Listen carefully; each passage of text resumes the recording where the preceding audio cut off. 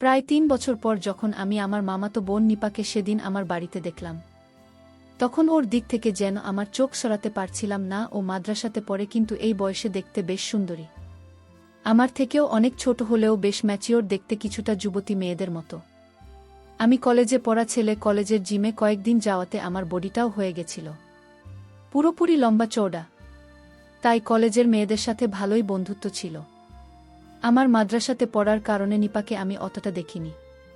কিন্তু হঠাৎ একদিন আমাদের বাড়িতে একটা কাণ্ড ঘটে গেল, যার ফলে প্রতি টান আমার বেড়ে গেল দ্বিগুণ পরিমাণ।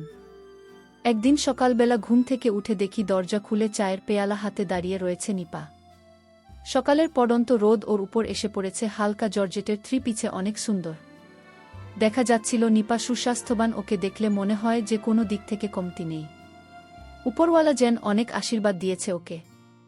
আমি ওর দিকে তাকাতে নিপা একগাল হেসে আমার দিকে তাকিয়ে বলল, কি ভাইজা, এখনো ঘুম ভাঙেনি তোমার? বেশি ঘুমালে তোমার বডিটা নষ্ট হয়ে যাবে তো, এই নাও, চা খেয়ে নাও। এই বলে নিপা আমার খাটের পাশের চেয়ারটায় নিজের হাতের কাফের পেয়ারালাটা রাখল, তারপর আমার পাশেই খাটে বসল। তারপর আমার দিকে মুখ করে একটু ঝুঁকে বলল, গুড মর্নিং। আমি ওকে গুড মর্নিং বলে খাটের উপর উঠে বসলাম। এরপর চা খেতে খেতে নিপার সাথে নানান কথা বলতে বলতে ওর প্রতি যেন মুগ্ধ হয়ে যাচ্ছিলাম। কিছুক্ষণ পর নিপা চলে গেল আর আমি বাথরুমে ঢুকলাম আর শ্যাম্পু ফেলে ফ্রেশ হয়ে নিলাম। সকালের পরিবেশটা যেন হঠাৎ করেই একটু অন্যরকম হয়ে উঠল আমার। সেদিন থেকেই আমি চিন্তা করলাম যে করেই হোক নিপার সাথে বন্ধুত্ব করতে হবে। পরের একদিনের ঘটনা, সেদিন বাইরে খুব বৃষ্টি। আমি নিচের একটি ঘরে বসে কাজ করছিলাম। হঠাৎ আমি দেখলাম যে নিপা ভিজতে ভিজতে হাতে একটা কিছু নিয়ে ঢুকল আমাদের ঘরে। আমি তখন ফোন চালাচ্ছিলাম, তাই অতটা লক্ষ্য করিনি। শুধু এটুকু দেখলাম যে ও একটা চুড়িদার পরে আছে সবুজ কালারের, আর সেটা বৃষ্টির জলে ভিজে গেছে। আমি কিছুক্ষণ পর দোতলায় আমার ঘরটায় গিয়ে দরজা খুলতেই থম, চোখের সামনে যা দেখছি সেটা মুখে বিশ্লেষণ করতে পারব কিনা জানি না, কিন্তু সামনে দাঁড়িয়ে থাকা মেয়েটি এবং আমি দুজনেই যে পুরোপুরি হাওয়া হয়ে গেছে সেটা বুঝতে পেরেছি। বন্ধুরা, ইউটিউবের করা নিয়মের কারণে স্বপ্নে যা দেখেছি তা সরাসরি বলা যাচ্ছে না। তোমরা কমেন্টে দেয়া লিঙ্ক থেকে আমার ওয়েবসাইট ভিজিট করো, সেখানে একদম খোলামেলা গল্প দেওয়া আছে। একদিকে বাইরে বৃষ্টি হচ্ছে আর এদিকে আমি আর নিপা গল্প করছি। প্রায় ৩০ মিনিট গল্প করার পর দেখি সারা ঘর ও গোছালো হয়ে গেছে। নিপা একটা মুচকি হেসে আমাকে চিমটি কেটে দিয়ে বলল, তুমি যেভাবে গল্প করেছ তাতে আমার খুব ভাল লাগছে। আমি বললাম, তাহলে তো আমার কাছে রোজ আসতে হবে তোকে। নিপা বলল, সে দেখা যাবে। আমি বললাম, মানে? নিপা বলল, আচ্ছা বাবা, আচ্ছা, আমি প্রতিদিন আসব তোমার কাছে। বাইরে তাকিয়ে দেখলাম বৃষ্টি অনেকক্ষণ আগেই কমে গেছে। এদিকে ফোন দেখলাম আমার মা ফোন করেছে। আমাকে না পেয়ে এসএমএস করে বলল যে আসতে একটু দেরি হবে। এসএমএসটা নিপাও দেখল। এসএমএস দেখে আমার দিকে তাকিয়ে একটা হেসে দিল। আমি ওর হাসির আসল মডেলটা বুঝতে পেরে বললাম, ও আচ্ছা, তাহলে আমার বোনটার তো আবার গল্প শুনতে ইচ্ছে হচ্ছে বুঝি। না ইয়াস, আর না অন্য সময় হবে। এরপর থেকে আমি আর নিপা বিভিন্ন জায়গায় বিভিন্ন রকম গল্প করেছি। আমরা দুজন প্রায় প্রতিদিনই বলতে গেলে আমাদের বাড়ি কিংবা ওদের বাড়িতে নেক আনন্দ করতাম। আমাদের দুজনকে একই ঘরের মধ্যে ছেড়ে দিলে কেউ বুঝতে পারবে না।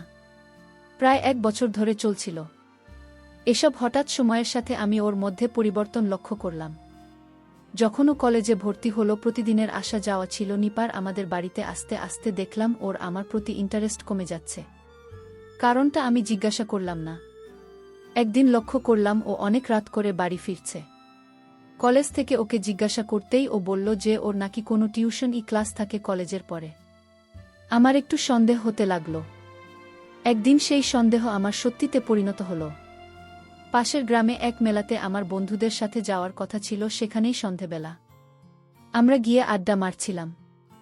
ঠিক তখনই আমার চোখে বলল নিপাকে ও একটা কালো রঙের ঝিকিমিকি চুড়িদার পরে এসেছে। আমার বন্ধুরা ওকে দেখতে পায়নি, কিন্তু আমি দেখতে পেয়েছিলাম। ও একটা দোকানের পিছনে অপেক্ষা করছিল কারো সাথে। আমি আস্তে আস্তে ওই অন্ধকার জায়গাটায় গিয়ে ওকে আড়ালে দেখতে লাগলাম। হঠাৎ একটি অচেনা ছেলে ওর কাছে এসে ওকে কিছু একটা বলল এবং ওকে নিয়ে চল মেলার উল্টো দিকের বাগানটায়। ওইখানে রাতের বেলা ছেলেরা আড্ডা দেয়। সেই বাগানটার মধ্যেই এক ছেলেটি আর নিপা গিয়ে ঢুকল। ছেলেটি উঁচু, লম্বা, ফর্সা, কিন্তু চিনতে পারলাম না আসলে কে। আমি আস্তে আস্তে ওদের পিছু নিয়ে বাগানের একটি বড় গাছের পিছনে লুকিয়ে ওদের দেখতে লাগলাম। দেখলাম নিপা আর ছেলেটি কি যেন করছে, একই কাণ্ড দেখছি আমি। নিপা খুব কাছাকাছি চলে এসেছে। নিপা কিছু বলছে না, তবে কি নিপা নতুন বয়ফ্রেন্ড বানিয়েছে? ছেলেটি খুব তাড়াতাড়ি কাজ করছে।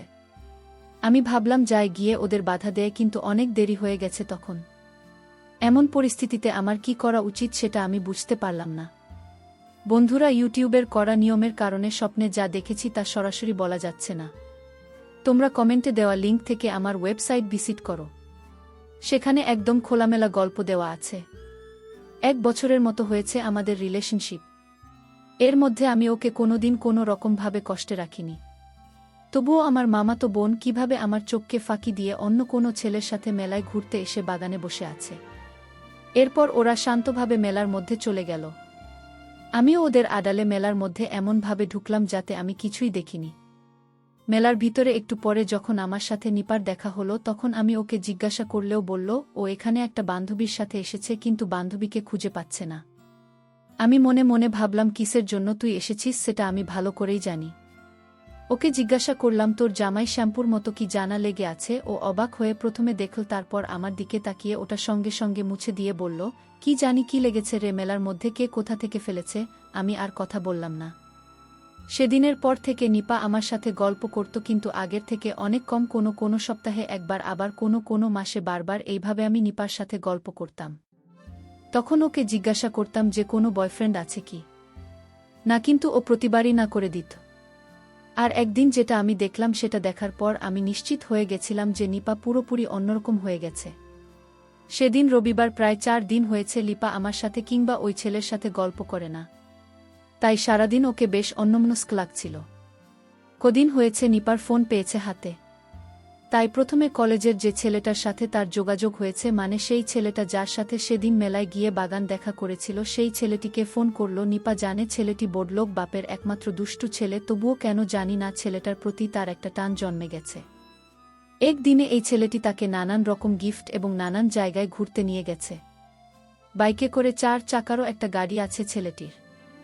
আর তাতে করেও সে একদিন দিঘির পাড়ে বেড়াতে গিয়েছিল এবং সেই 4 চাকার ভিতরে সেদিন সন্ধেবেলা নিপার সাথে গাড়ির মধ্যে গল্প করেছে। বন্ধুরা, তোমরা নিশ্চয়ই বুঝতে পেরেছ কেমন গল্পের কথা বলছি। ওই ছেলেটির নাম রিকি। সকাল হতেই রিকির কাছে ফোন করে নিপা, রিকি আজ ওদের বন্ধুদের সাথে যাবে বিচে ঘুরতে, সমুদ্রের ঢেউ দেখতে নাকি তার খুব ভালো লাগে।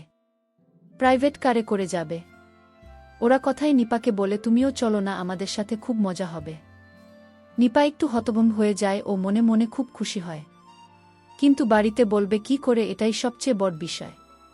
নিপার এমনিতে রিকির সাথে থাকতে খুবই ভালো লাগে। নিপা নিজেকে সামলে বলে, কি করে যাব আমি বাড়িতে, আমি কি করে বলব। রিকি ওপাশ থেকে বলে, সে ব্যাপারটা আমি বুঝে নেব, আগে তুমি বলো যাবে কি না। নিপা তখন এক গাল হেসে বলে, আমার তো যেতে ইচ্ছে হচ্ছে তোমার সাথে। নিপার বাড়িতে রিকি 3-4টা মেয়েকে পাঠিয়ে ওর মাকে রাজি করানোর জন্য। নিপার বাড়িতে ওর মাকে রাজি করাতে বেশিক্ষণ সময় লাগে না। মেয়েগুলো বলে যে আমরা মেয়েরা মিলে ঘুরতে যাব এই পাশের একটি বিচে, এটা একটা কলেজের ট্যুর, তাই কোনো ভয়ের কিছু নেই। নিপার বাবা এখানে থাকে না, তাই নিপার মা এক কথায় রাজি হয়ে যায়। এদিকে নিপা খুশিতে আত্মহারা হয়ে ব্যাগ রেডি করে। ও জানে না ওর জীবনের সবথেকে বড় সত্যটা এই ট্যুরে গিয়েই বের হবে নিপাকে। গাড়িতে তুলতেই নিপা দেখতে পেল শুধুমাত্র রিকি নয়, ওর আরও 3টা বন্ধু ওদের সাথে গাড়িতে রয়েছে। তাতে নিপার কিছু যায় আসে না। জার্নি করে একটি ভিলাতে পৌঁছে পুরো ভিলাটাই ভাড়া করে নেয়া রিকি একটি রুমে, রিকি আর নিপা অন্যটিতে, ওই 3টা বন্ধু। পুরো ভিলাটা পুরো নির্জন এলাকায়, আশেপাশে তেমন একটা জনমানুষই নেই। যেতে যেতে বিকেল হয়ে যায়, তাই তাড়াতাড়ি সমুদ্রের পাড় দেখার জন্য ওরা বেরিয়ে পড়ে। বিচের ভিতর ঘুরতে ঘুরতে রিকির হাতটা ধরে যখন নিপা হেঁটে বাড়াচ্ছিল, তখন আশপাশের লোকজন নিপার দিকে তাকিয়েছিল। এক আকস্মিক ঘটনায় হোক না কেন, সেদিন আমি আর আমার একটি বন্ধুও সেই বেঁচে গিয়েছিলাম। অনেক দিনের ইচ্ছা ছিল, তার উপর আবার ওই বন্ধুটির বাড়ি ছিল ভারতে। ও এসে আমাকে আবদার করে যে ঘুরতে নিয়ে যেতে, তাই সেদিন আমরা ওই বিচটায় ঘুরতে ঘুরতে নিজের চোখকে বিশ্বাস করতে পারলাম না। আমার মামাতো বোন এমন একটি ড্রেস পরে ওখান দিয়ে হেঁটে চলছিল, যেটা আমি কল্পনা করতে পারিনি। এমন ড্রেস যে নিপার আছে সেটাও আমি জানতাম না। নিশ্চয়ই সেই ছেলেটি ওকে দিয়েছে। আমি দূর থেকে লক্ষ্য করতে লাগলাম ওকে। ওরা আস্তে আস্তে জলে নামল। স্নান করার জন্য ছেলেটিকে আমি চিনতে পারলাম। হ্যাঁ, রিকি ওর নাম। রিকির অন্য বন্ধুরা জলে না নামার কারণে নিপাকে নিয়ে রিকি চলে গেল ওই ভিলাটার দিকে। আমি আমার ওই বন্ধুটিকে দাঁড় করিয়ে রেখে ওদের পিছু নিলাম। ভিলাটিতে কোনো লোক না থাকার কারণে নিপার রিকি যে ঘরটিতে ঢুকল ঠিক আমি তার পিছন দিকটায় দিয়ে গেলাম। বড় জানালা দিয়ে ঘরের দৃশ্য প্রায় সবই দেখা যায়। আশেপাশে অন্ধকার হয়ে যাওয়ার কারণে আমাকে কেউ দেখতে পারছিল না। ঘরের ভেতর আলো থাকায় আমি ঘরে স্পষ্ট দৃশ্য দেখতে পাচ্ছিলাম। নিপাকে ঘরের ভিতর নিয়ে ছেলেটি একটা তোয়ালে দিল আর নিজেও চলে গেল অন্য ঘরে। আমি ওদের দেখছিলাম আর অবাক হচ্ছিলাম, আরও অবাক হলাম যখন দেখলাম রিকি 3 বন্ধু এসেছে, 4 জন নিপার সাথে ঘণ্টাখানে গল্প করেছে, আড্ডা দিয়েছে। একটু পর আমি হোটেলের উদ্দেশ্যে রওনা দিলাম। সেদিনের পর থেকে নিপা যেন আরও বেপরোয়া হয়ে উঠল। একদিন আমাদের একটি অনুষ্ঠানে ওকে বোরখা পরে যাওয়ার কথা ছিল। সেই অনুষ্ঠানে আমিও উপস্থিত ছিলাম। প্রত্যেকটা মেয়ে বোরখা পরে সেখানে এসেছিল, শুধু নিপা বাদে। সেদিন দুপুরবেলায় যখন ওই অনুষ্ঠানে আমি ওকে দেখলাম তখন আমি ইশারা করে ওকে ডাকলাম একটি কোণার ঘরে। অনেক দিন ধরে ওর সাথে গল্প করা হয় না। নিপার দেখা নেই, প্রায় 1 সপ্তাহ হয়ে গেছে। তাই ভাবলাম আজ নিপার সাথে একটু গল্প করব। নিপা আমার ডাক যেন বুঝতে পারল ও লোকজনকে আড়াল করে ঠিক চলে আসলো এই ঘরটায়। আমি ওকে রিকি আর ওর 3 বন্ধুর কথা কিছুই জানালাম না, কেননা নিপা মাঝে মধ্যে আমার সাথেও গল্প করে, তাই বাড়তি করে আর ডিস্টার্ব করিনি। জিজ্ঞাসা করে আমার কাজ নিপার সাথে গল্প করা, যে ভাবনা সেই কাজ আমরা গল্প করতে শুরু করলাম। একটু পরে বৃষ্টি শুরু হলো, সাথে মেঘের গর্জন, যার ফলে আমাদের গল্পের শব্দ কেউ শুনতে পাচ্ছিল না। এতে আমাদের ভালোই সুবিধা হচ্ছিল। আজকের পর থেকে নিপার জীবন সম্পূর্ণ বদলে গেল।